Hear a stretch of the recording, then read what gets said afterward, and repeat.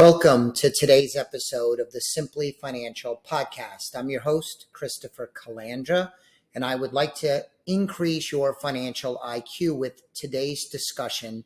I want to pull together today a few ideas into what I hope is sort of a cohesive thought about where we are in the economy, and this will touch on politics quite a bit.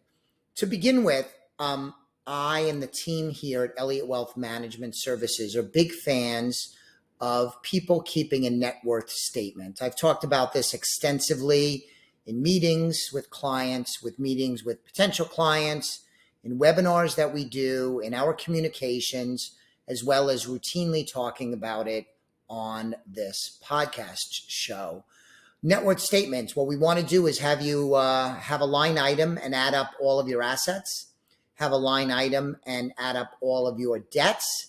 Your net worth is found by taking the total of your assets and subtracting out the total of your debts. That gives you your net worth. I find that keeping track of this is a great way to help win with money by keeping you on track, distilling your finances down to a very simple analysis and formula. I've kept a net worth statement for years and years and years now. I find it very motivational. It's very educational. Big fans of it. The reason why I bring this up is that this can be tracked nationally, if you will, in a sort of weird way. I saw an article and some research from the Wall Street Journal, and this is where it's going to delve into politics a bit. This isn't a political show, but the economy is really important as we lead into what will be an epic presidential election later this year.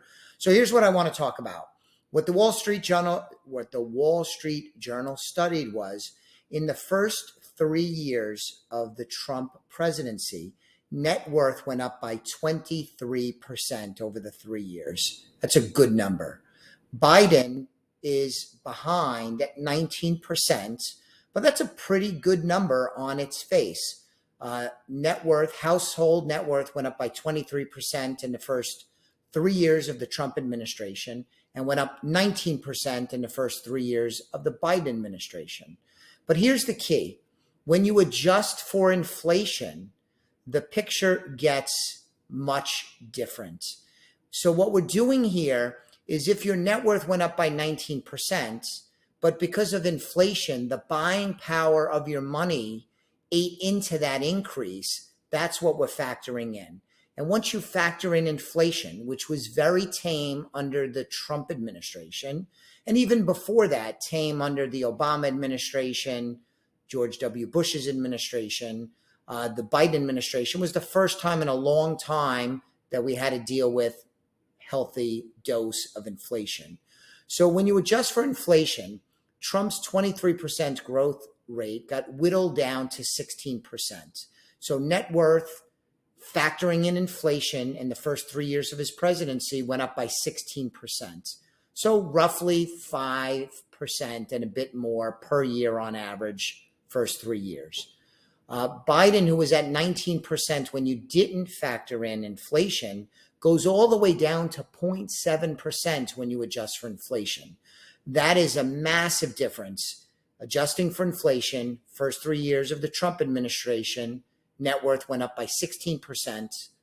First 3 years of the Biden administration, net worth only went up by 0.7%.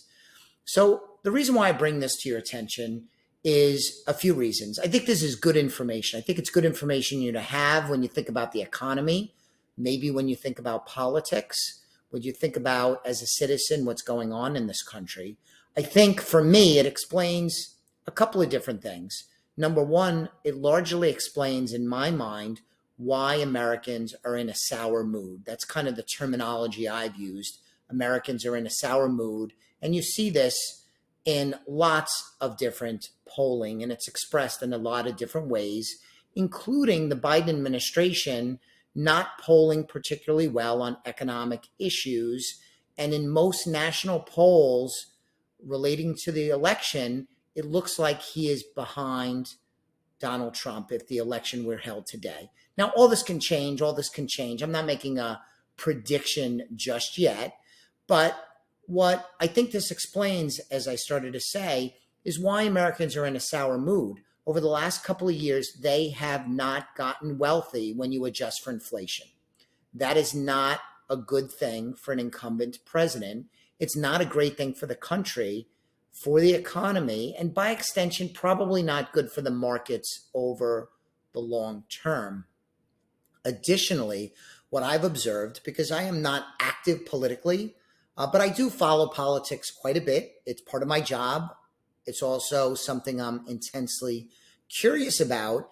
It seems to me that the Biden administration and its supporters, I'll include a wide swath of the mainstream media in that, they seem confused as to why the president is not getting more credit for the economy that he's overseen since he's been in office. He terms it Bidenomics. Bidenomics is not really well supported. It's not generally well thought of. And again, polling largely bears this out. But if I had an audience with the president or with his people, which is certainly not going to happen ever, I would refer them to these simple but important statistics. Mr. President, since you've been in office, net worth has only gone up a negligible amount. Your predecessor's first 3 years was much better. And this, whether it's your fault or not your fault, whatever combination, we could debate that.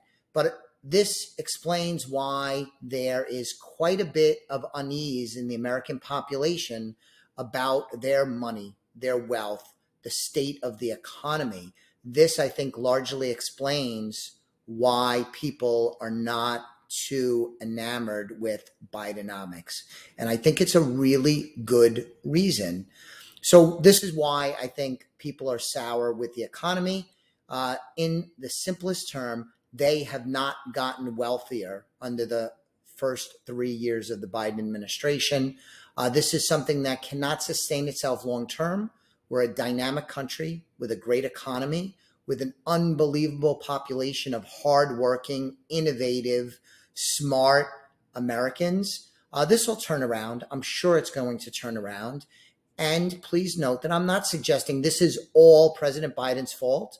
I think much of it is. There are a lot of things that I think policy prescription-wise I wish were different, including just tone and attitude and focus. But it's not all his fault necessarily.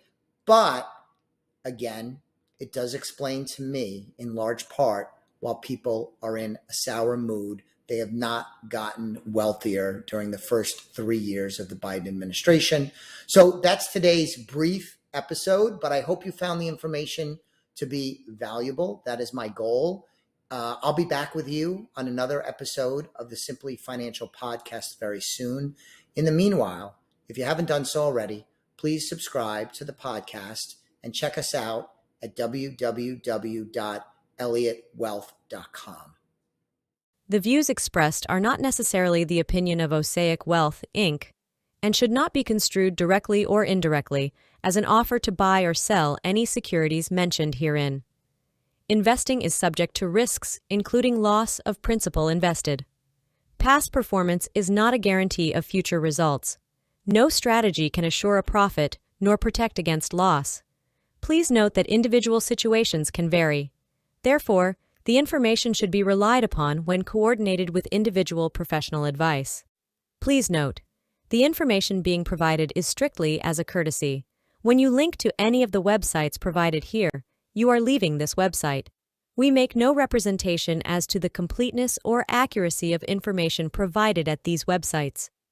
Nor is the company liable for any direct or indirect technical or system issues, or any consequences arising out of your access to or your use of third-party technologies, websites, information, and programs made available through this website. When you access one of these websites, you are leaving our website and assume total responsibility and risk for your use of the websites you are linking to. Securities and advisory services are offered through Osaic Wealth, Inc., member FINRA, SIPC. Insurance services offered through Elliott Wealth Management Services, LLC, not affiliated with Osaic Wealth, Inc.